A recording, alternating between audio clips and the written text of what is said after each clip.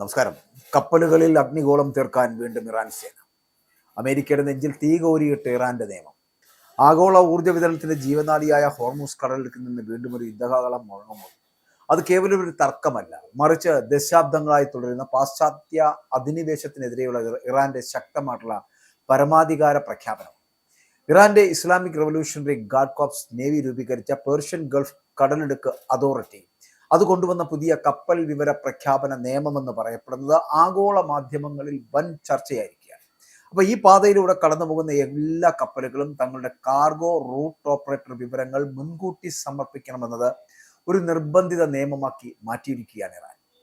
അമേരിക്കയെയും അതിന്റെ സഖ്യകക്ഷികളും ഇതിനെ ഒരു ഭീഷണിയായിട്ട് ചിത്രീകരിക്കുമ്പോൾ യഥാർത്ഥത്തിൽ സ്വന്തം അതിർത്തി സംരക്ഷിക്കുവാനും മേഖലയിലെ വിദേശ സൈനിക കടന്നുകയറ്റങ്ങളെ നിയന്ത്രിക്കാനുമുള്ള ഇറാന്റെ സ്വാഭാവികവും നിയമപരമായിട്ടുള്ള അവകാശമാണിത് എന്ന് പറയേണ്ടിയിരിക്കുന്നു. പുതിയ ചട്ടപ്രകാരം ഹോർമൂസ് കടലിടുക്കിലേക്ക് പ്രവേശിക്കുന്നതിന് മുൻപ് എല്ലാ വാണിജ്യ യുദ്ധ കപ്പലുകളും തങ്ങളുടെ പൂർണ്ണമായിട്ടുള്ള വിവരങ്ങൾ ഇറാൻ അധികാരികൾക്ക് കൈമാറും.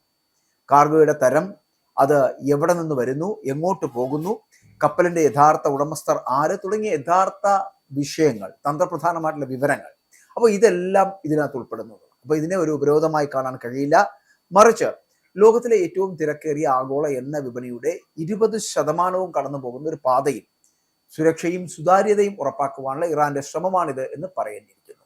അപ്പോൾ സ്വന്തം തീരത്ത് നടക്കുന്ന ഗതാഗതത്തെക്കുറിച്ച് കൃത്യമായ വിവരങ്ങൾ ശേഖരിക്കാൻ ഏതൊരു പരമാധികാര രാഷ്ട്രത്തിനുമുള്ള അവകാശം മാത്രമേ ഇറാനും ഇവിടെ വിനിയോഗിക്കുന്നുള്ളൂ എന്നുള്ളതാണ്.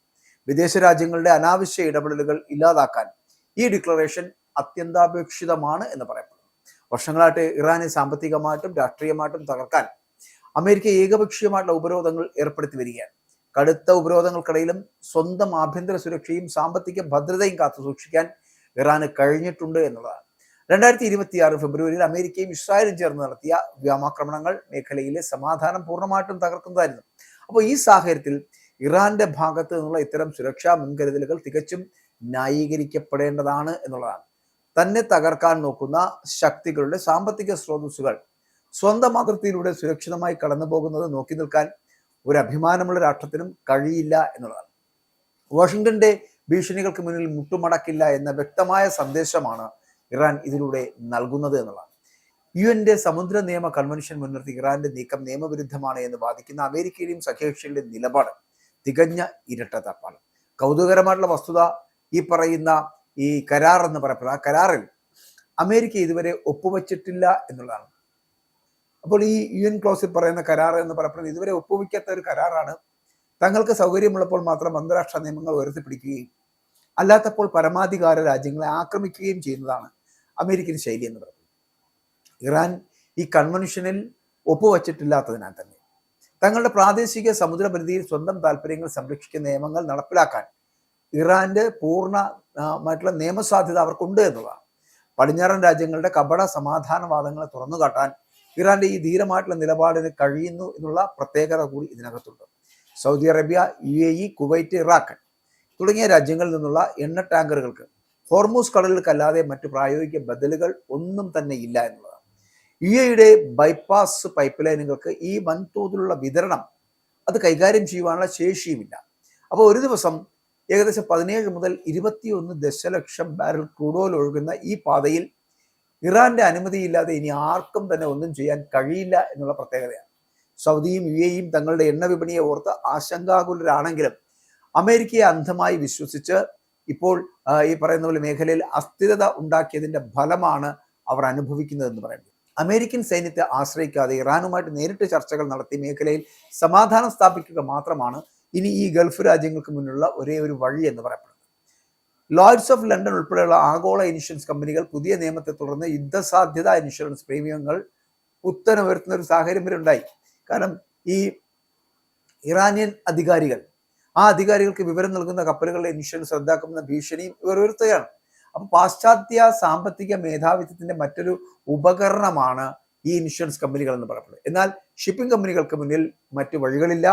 ഇറാനെ വെല്ലുവിളിച്ച് ഇൻഷുറൻസ് ഇല്ലാതെ കടലിടുക്കിലൂടെ സഞ്ചരിക്കാൻ ഒരു കമ്പനിയും ധൈര്യപ്പെടില്ല. ഒടുവിൽ പാശ്ചാത്യ ലോകത്തിന് ഇറാന്റെ നിയമങ്ങൾക്ക് മുന്നിൽ തലകുനിക്കേണ്ടി വരും എന്നതിന്റെ വ്യക്തമായ സൂചന കൂടിയാണ് ഇത് എന്ന് പറയേണ്ടിയിരിക്കുന്നു. അപ്പോൾ പുതിയ പ്രഖ്യാപനം എന്നതോടെ അന്താരാഷ്ട്ര വിപണിയിൽ ബ്രന്റ് ക്രൂഡ് WTI എണ്ണവില കുതിച്ചു വരികയാണ്. ഒരു ഭാഗിക തടസ്സം പോലും ആഗോള സമ്പദ് വ്യവസ്ഥയെ കടുത്ത മാന്ദ്യത്തിലേക്ക് തള്ളിവിടുമെന്ന് സാമ്പത്തിക വിദഗ്ധർ മുന്നറിയിപ്പ് നൽകുന്നു. അപ്പോൾ ഇവിടെയാണ് ഇറാന്റെ യഥാർത്ഥ ശക്തി പ്രകടമാകുന്നത്. തോക്കുകളും മിസൈലുകളും കൊണ്ട് മാത്രമല്ല, തന്ത്രപരമായിട്ടുള്ള സാമ്പത്തിക നീക്കങ്ങളിലൂടെയും അമേരിക്കയെ നിലയ്ക്ക് നിർത്താൻ തങ്ങൾക്ക് കഴിയുമെന്ന് ഇറാൻ തെളിയിക്കുകയാണ്. എണ്ണവില നിയന്ത്രിക്കുവാനുള്ള ഇറാന്റെ ഈ ശേഷി അമേരിക്കയുടെ ഏകപക്ഷീയമായിട്ടുള്ള ആധിപത്യത്തിന്മേൽ ലഭിക്കുന്ന കനത്ത പ്രഹരമാണ് എന്ന് പറയേണ്ടിയിരിക്കുന്നു. അപ്പോൾ ഈ പുതിയ നീക്കം കേവലം സൈനിക പ്രദർശനമല്ല, മറിച്ച് ഉയർന്ന തലത്തിലുള്ള ഒരു നയതന്ത്ര തന്ത്രമാണ്. അമേരിക്കയുമായിട്ടുള്ള ഉപരോധം, വിരുദ്ധ ചർച്ചകളിലും വെടിനിർത്തൽ ചർച്ചകളിലും തങ്ങൾക്ക് അനുകൂലമായിട്ട് കാര്യങ്ങൾ തിരിക്കാൻ വേണ്ടിയിട്ട് ഇറാൻ ലഭിച്ച ഏറ്റവും ശക്തമായിട്ടുള്ള വിലപേശൽ ഉപകരണമാണിത്. യൂറോപ്യൻ നയതന്ത്രജ്ഞർ ഇതിനകം തന്നെ ചർച്ചകൾക്കായിട്ട് ഇറാനിലേക്ക് വണ്ടി കയറി കഴിഞ്ഞു. അമേരിക്കയുടെ ഉപരോധങ്ങൾ കൊണ്ട് ഇറാന്റെ നട്ടലൊടിക്കാൻ കഴിയില്ലെന്നും മേഖലയിൽ സമാധാനം വേണമെങ്കിൽ ഇറാനുമായിട്ട് തുല്യ നിലയിൽ ചർച്ചയ്ക്ക് തയ്യാറാകണമെന്നും പാശ്ചാത്യ ലോകത്തിന് മനസ്സിലാക്കി കൊടുക്കുവാൻ ഈ കപ്പൽ പ്രഖ്യാപന നിയമത്തിലൂടെ ഇറാന് സാധിച്ചു എന്നുള്ളതാണ്. അപ്പോൾ ഹോർമൂസ് കടലിടുക്കിലെ പുതിയ നിയമങ്ങൾ വ്യക്തമാക്കുന്നത് ഒന്നേ ഉള്ളൂ: പേർഷ്യൻ ഗൾഫിന്റെ യഥാർത്ഥ കാവൽക്കാർ ഇറാൻ തന്നെയാണ്. അമേരിക്കയുടെ ആഗോള പോലീസ് ചമയൽ ഇനി ഇവിടെ നടപ്പില്ല. വിദേശ സൈനിക ശക്തികളെ സ്വന്തം അതിർത്തിയിൽ നിന്ന് അകറ്റി നിർത്താനും പടിഞ്ഞാറൻ അധിനിവേശത്തിന് തടയിടുവാനും ഇറാന് പൂർണ്ണമായിട്ടുള്ള അവകാശമുണ്ട്. ഭീഷണികൾക്കും ഉപരോധങ്ങൾക്കും മുന്നിൽ പതറാതെ സ്വന്തം പരമാധികാരം ഉയർത്തിപ്പിടിക്കുന്ന ഇറാന്റെ ഈ നീക്കം ആഗോളതലത്തിൽ അമേരിക്കൻ സാമ്രാജ്യത്വത്തിന്റെ തകർച്ചയുടെയും ഒരു പുതിയ ബഹുധ്രുവ ലോകക്രമത്തിന്റെ തുടക്കത്തിന്റെയും വിളംബരമാണ്. അതുകൊണ്ടാണ് ഞാൻ ആദ്യം സൂചിപ്പിച്ചത്, യുദ്ധം അവസാനിക്കാത്ത സാഹചര്യത്തിൽ അമേരിക്കയുടെ നെഞ്ചിൽ തീ കോരിയിട്ടുള്ള ഇറാന്റെ പുതിയ നിയമങ്ങളാണ് ഈ കപ്പൽ നിയമത്തിലൂടെ മുമ്പിൽ വരുന്നെങ്കിൽ കൂടിയും ആ കപ്പലുകളിൽ അഗ്നിഗോളം തീർക്കാൻ ഇറാൻ സേന തയ്യാറെടുത്ത് നിൽക്കുന്ന ഒരു സാഹചര്യത്തിലേക്ക് എത്തപ്പെടുന്നത് വീണ്ടും യുദ്ധം ആരംഭിക്കുമെന്നുള്ളതിന്റെ സൂചനകൾ തന്നെയാണ്.